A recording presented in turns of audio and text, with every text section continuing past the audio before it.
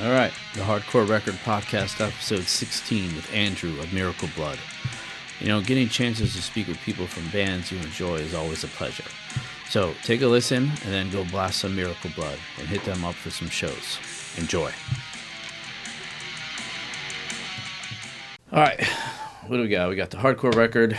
This is with Andrew from Miracle Blood. Thanks for coming on. Hey, thanks for having me here. Yeah. So I caught your band a couple times, and I think from when I first listened to you guys, I was like, oh, I got to go see this band live. I thought it was creative, awesome, loud, fun, and just enjoyable.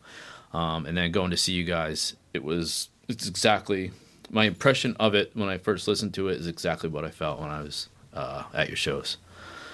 Yeah. Thank you so much for coming out to both of those, and thanks for the kind words. That's exactly what we had hoped to do when we created this band. So I'm glad that it's all translating as we hoped. Yep. How long have you been doing the band? So technically, it started in 2014 Mm-hmm. with me and another drummer, just as a two-piece jamming and whatnot, and it has slowly evolved into what it is now. I'd say the like current iteration of what you saw, we've really been doing since 2022. So technically like 12 years, but in reality, like in like real reality, like I don't know, 3 or so years. Nice. How did you get started with playing music? Like, basically, could you go back and remember like the first kind of spark where you were like, "Oh, this is what I want to do." Like you heard what did you hear that made you want to play? Sure. So, like, I always liked music when I was younger. In terms of listening to it, I didn't really take to like playing music when it was introduced in school. Like, I liked the idea, but the practicality of like being in school and trying to learn trumpet, it didn't click with me, so I gave it up. But then, when I was in like fourth grade, is when Dookie by Green Day came out, and that was like really big, and I got Yeah. um, that record on cassette, and I listened to it a bunch. And then the next year, I became friends with my buddy Corey, who I'm still very good friends with now. And he moved to my town, and I went to his house, and he had a guitar and a drum kit, and it blew my mind that like a normal person could own those things. I was like, oh, how do you Yeah. have that? I thought only like famous people could have this Yeah, stuff, I know what right? you mean. Yeah. And I immediately like went home and I was like, I'm saving up to get a guitar because I knew that the drum kit was like way more expensive. So I was like, I'm going to get a guitar, and then from then on, it was like I want to like write music and be in a band, I guess. Nice. Nice. Did you get are you more influenced with like punk or hardcore or like early rock and roll? And I ask because you have so many different styles. I feel like mixed in to your band. Yeah, I mean, it's been like a musical journey of like, you have different phases of your life where you get really into like a genre or a band or whatever. But I think with this band, I try to like just let it all kind of be a stew, and then like what comes out naturally is what you kind of hear. And then obviously, like, I filter things that like, this works for Miracle Blood and this maybe not so much. But I'd say with this band in particular, we try to draw from everything that I like that's um, like dissonant. So a lot of it Mm. is like noise rock stuff, like Jesus Lizard, or even like going back to the Birthday Party, love stuff like that. And then kind of older influences that I still love is like the dissonant kind of chaotic metalcore, early metalcore bands like Converge or Dillinger Yeah, Escape Plan, Botch, stuff like that. yeah, yeah. I love all those metal bands. Yeah, I know what you mean. That's cool. Um, do you put on shows yourself? Is that what you've been doing, or For the most part, yeah. Uh, Early on in this band, in like probably want to say like 2016-ish. There was this place in Cambridge, Mass called the Cantab, and they had a basement, and the person who ran that would give me the night, like a night to book, like once every month or every 2 months. And that's kind of how I got started booking my own shows. I learned a lot from that. And then Oh, that's cool. for the Miracle Blood shows, a lot of them I will book and kind of put together the bands and all the promo materials and whatnot. Every now and then we get asked to do a show, and we'll just hop on a bill, or if a promoter's doing it, or if another band is putting it on, and we can do it, we'll hop on. But we like being in control of stuff too. Yeah, I get you. Yeah. Um, yeah, when I went to that Deep Cuts place, I've been wanting to go there for a little while, and I went there, and I thought that was just one of the coolest places to have a show. It was really cool. Everyone was chill, and yeah, that place is neat, really neat. But We're very lucky to have it in Boston, having lost a bunch of venues that were great. That's I'm lucky that I like moved to Medford right around the time that they had established that was they were gonna be, and they opened up that spot, and I'm just like so happy that it's there. It's an amazing place to play. It's an amazing place to see a show. Like you said, the vibe is always good, and people like going there. And so if you get a good bill there, people will come out. yeah, um, do you play outside of the New England area a lot? And I only ask this because I'm from Jersey originally. So from down there, like people just go and they'll spread out like crazy. But up here in New England, there's just this. It's like this whole New England network, and it's like, kind of like it seems sustaining. You know what I mean, for a band to just kind of play the different areas in the different states, because New England's made up of so many different states. But have you really traveled outside of that at all? Yeah, we've done about 4 tours outside of New England at this point. I know what you mean. Like New England is cool because it's like such a compact area, right? It's like, and Yeah, you have plenty of cities that are very short drives. So you can easily play Burlington, Vermont, or Providence, or Portland, Maine, or wherever, and not have to crash someplace and just come home and sleep, which is awesome. yeah, But it's been really cool going out on the road as well, and seeing what's outside of New England, and getting to know people and scenes out there. cool. Um, what would you say your biggest influence is for music, like a band, singer, or an artist like that? It's really hard to pinpoint like one thing. I think like growing up when I was young, I loved Nirvana. I loved Metallica, like some like kind of Yeah, obvious things that like kids get into early on.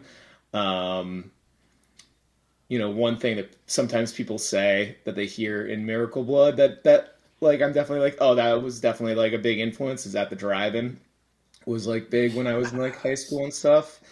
And then I'm also like I had a phase of like Tom Waits, like very, very yes, hard. And yep, so like trying to pull, I think a lot of some of the like being okay with like being like having it be really weird comes from like me being into that.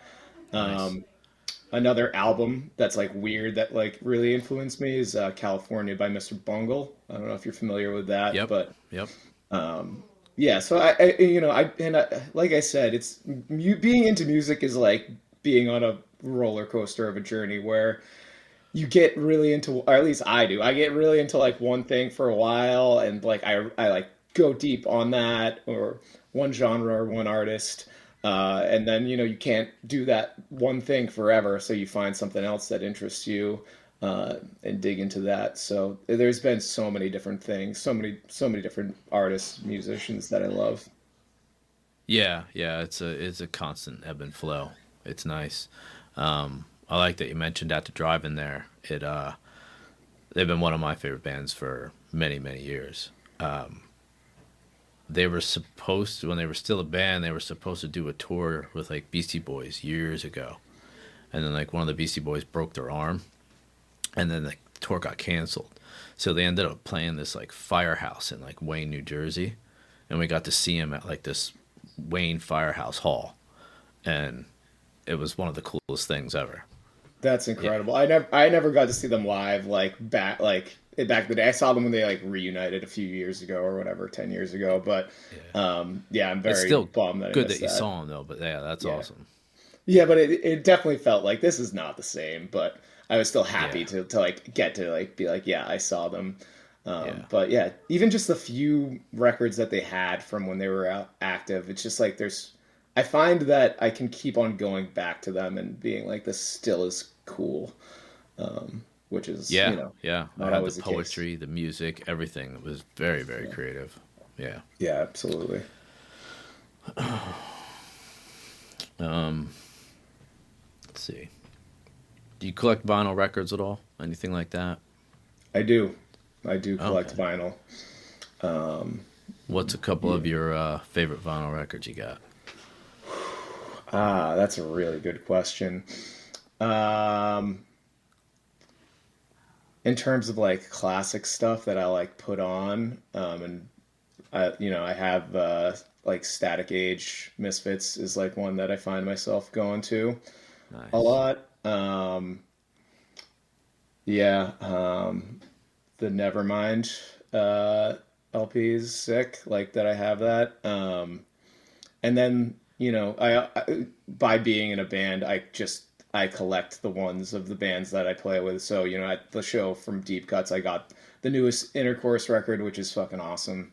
Yeah. Um, it sometimes I try to get stuff from bands if we're playing far away or if there's a band that's like coming out from a long ways. A few years ago, we played with Great Falls from Seattle.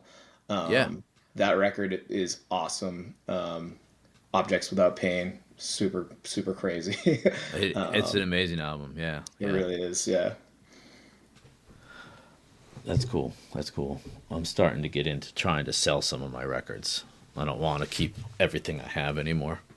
But yeah. It's really tough. Like I like my actually my wife got me a new record shelf because I was actually like shit, we like I don't know what to do with this, but then I'm like, oh cool, no more space. I guess I can keep on going.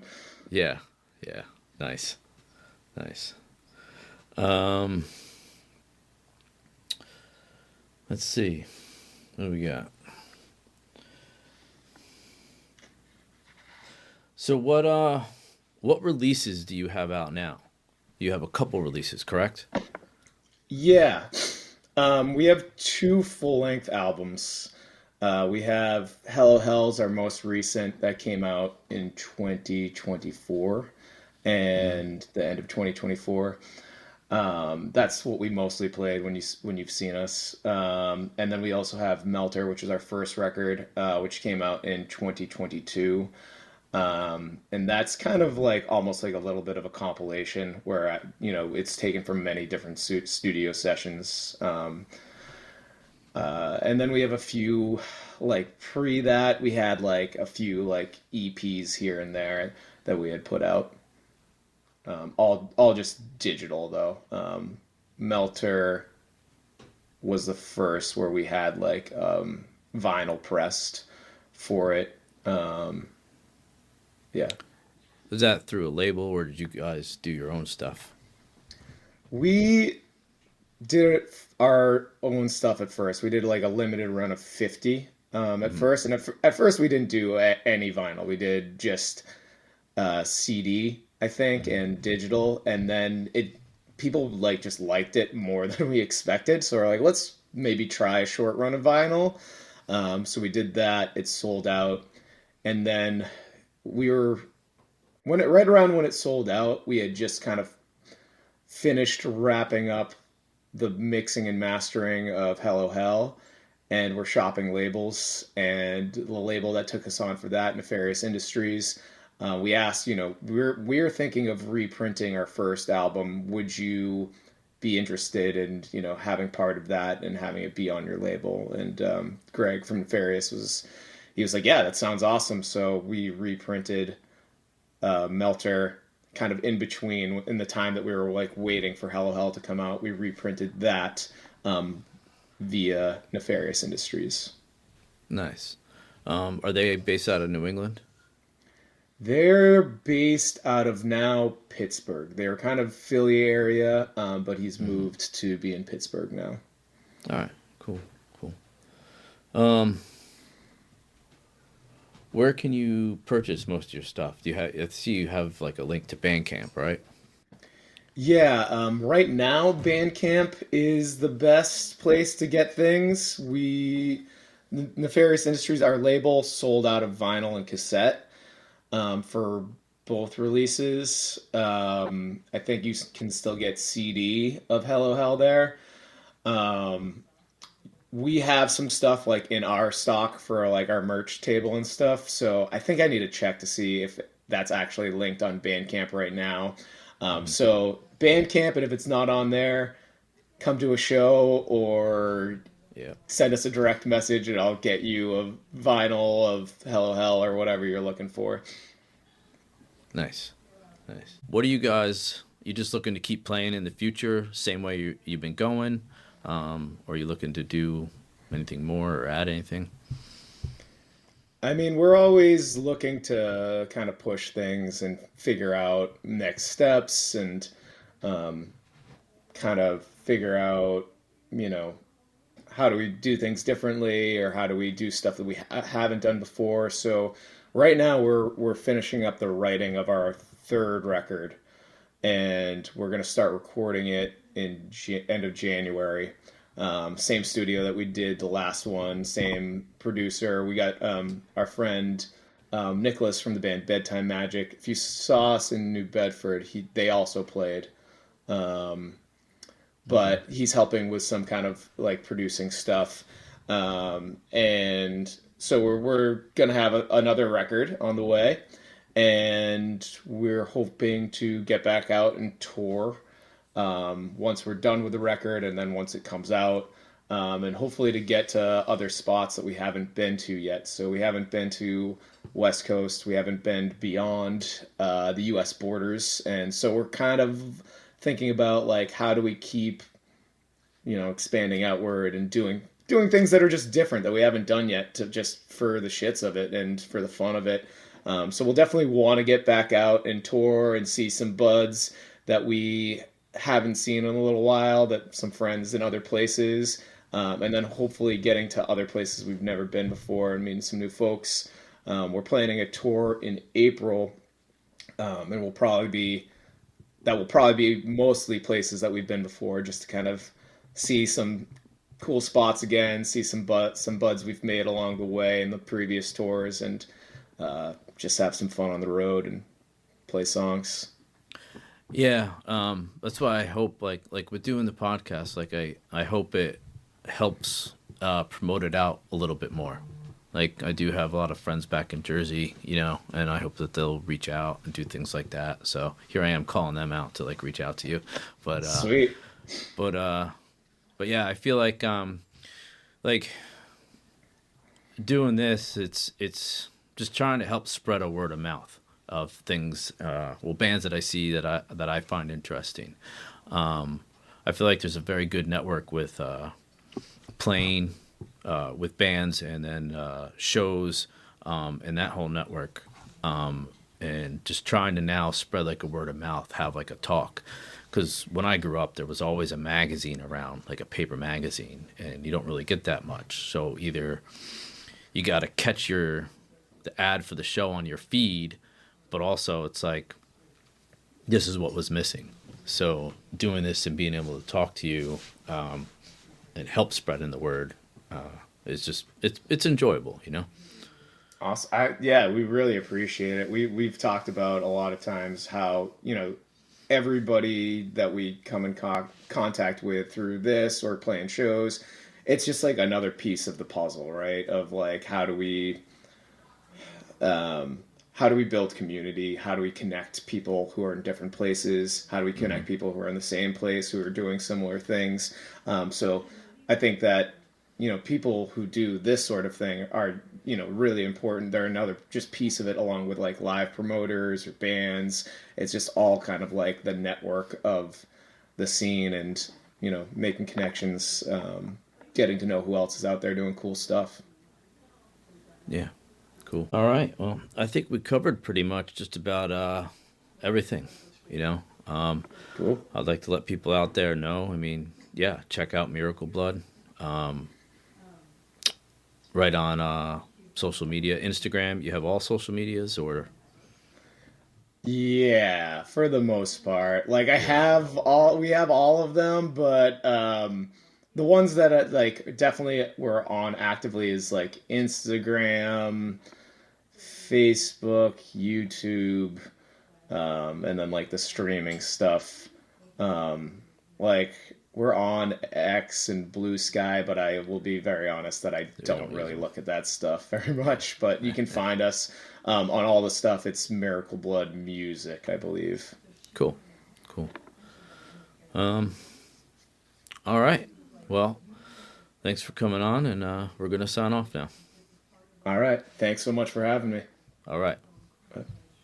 Peace. Okay, everyone. I'm going to be giving some shout outs to some people and their creative endeavors for all of you to check out.